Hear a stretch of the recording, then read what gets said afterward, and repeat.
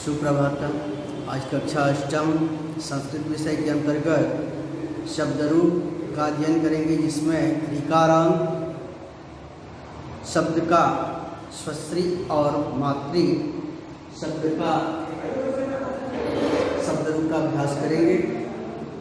जैसे इसमें शब्द रूप मातृ ऋकारांत शब्द है, स्त्रीलिंग है, स्वस्त्री भी स्त्रीलिंग है। मातृ माने माता और स्वस्त्री का मतलब होता है सास। तो इसमें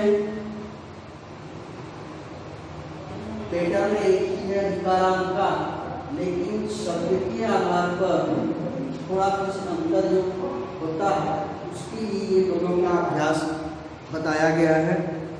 जैसे पहला है मातृ का माता, मातरौ, मातरः। माता ने, भूमाताओं ने, उनसे माताओं ने। उसी तरह से स्वसा माता है तो स्वसा है, मातरौ है तो स्वसारौ है, और मातरः है तो स्वसारः है। सेम एक जैसे है। मातृ स्वसा शब्द से कुछ अलग लगेगा, ऊपर भी आ और अ लगा हुआ है। द्वितीय विभक्ति है मातरम, माता को, मातरौ भूमाताओं को, मातृ बहुत सी माताओं को। उसी तरह से मातरम की जगह पर स्वसा का स्वसारम सास को, स्वसारौ दो सासों को, स्वस्त्री बहुत से सासों को। इस तरह से ये हो गया द्वितीय विभक्ति। इसमें भी कोई विशेष अंतर नहीं है, एक जैसा ही है। तृतीय मात्रा, मातृका, मातृभी है, मात्रा हो गया। उसी तरह से स्वस्त्रा, स्वस्त्रीभ्याम, स्वस्त्रीभी। माता से, दो माताओं से, बहुत से माताओं से। सास से, दो सासों से, बहुत से सासों से। इसमें भी कोई विशेष अंतर नहीं है। शब्द के आधार पर इसमें कुछ अंक में चेंजेस है, बाकी सेम है। मातृ, मातृभ्याम, मातृभ्य है चतुर्थी विभक्ति में माता को या माता के लिए, दो माताओं के लिए, बहुत से माताओं के लिए। उसी तरह से मातृ की जगह पर स्वस्त्री आ गया, मातृभ्याम की जगह पर स्वस्त्रीभ्याम, और मातृज्ञा की जगह पर स्वस्त्रीभ्य। ये लगभग एक ही जैसे रहेगी। पंचमी विभक्ति है मातु, माता से, मातृभ्याम दो माताओं से, मातृभ्य बहुत से माताओं से।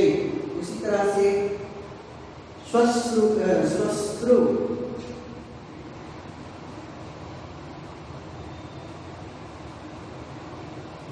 स्वस्त्रीभ्याम, ये स्वश्रु हो जाएगा, स्वश्रु नहीं होगा, स्वश्रु, स्वस्त्रीभ्याम, स्वस्त्रीभ्य। इसमें र का मात्रा नहीं होगा। माता का, माता की, माता के या दो माताओं के, बहुत सी माताओं के।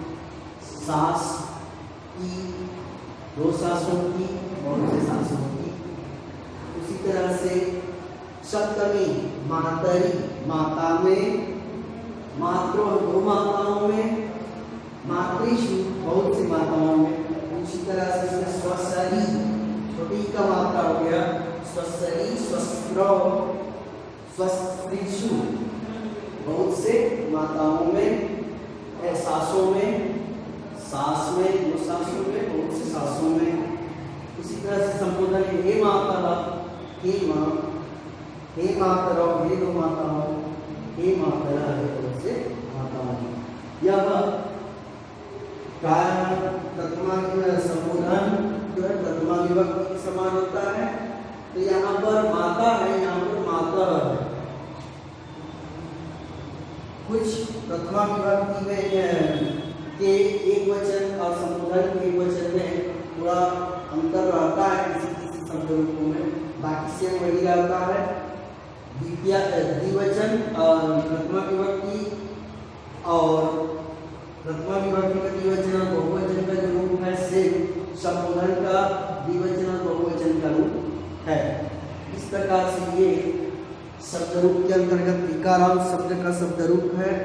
इस शब्द रूपों का भी आप सब अच्छे से घर में लिखकर अभ्यास करेंगे। तत्पश्चात सर्वनाम शब्दों का भी अध्ययन करना है। इसमें जैसे सर्वनाम शब्द जो होते हैं मैं, तू, वह, यह, वे, ये सब सर्वनाम शब्द हैं। इनका संज्ञा के जगह पर जो प्रयोग होने वाले शब्द सर्वनाम शब्द होते हैं, तो ऐसे सर्वनाम के प्रकार जो है 5 प्रकार के होते हैं।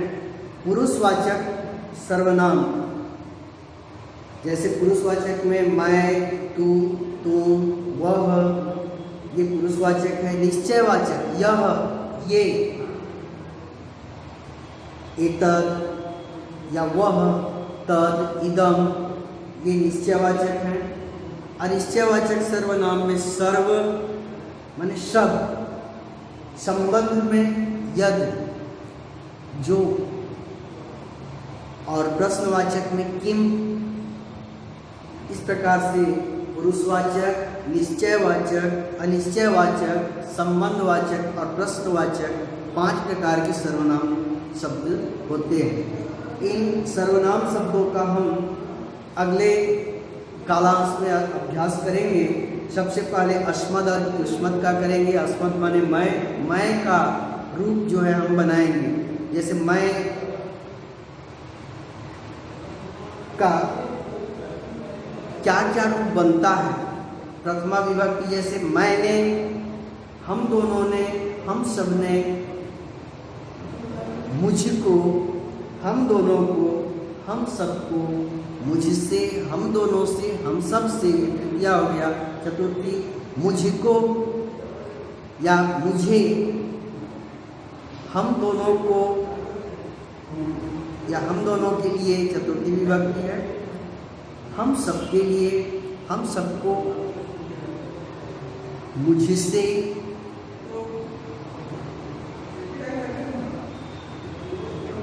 पंचमी विभक्ति हम दोनों से, हम सब से, मेरा, हम दोनों का, हम सबका, ये षष्ठी विभक्ति। मुझ में, हम दोनों में, हम सब में। इस प्रकार से ये सर्वनाम में अस्मद का रूप हुआ, वैसे युष्मद का होगा। तो इसको अगले कालांश में हम पढ़ेंगे। तो ये हलंत शब्दों का शब्द रूप आज पूरा हुआ।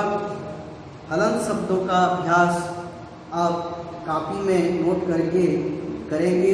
तत्पश्चात सर्वनाम शब्दों का अभ्यास करेंगे।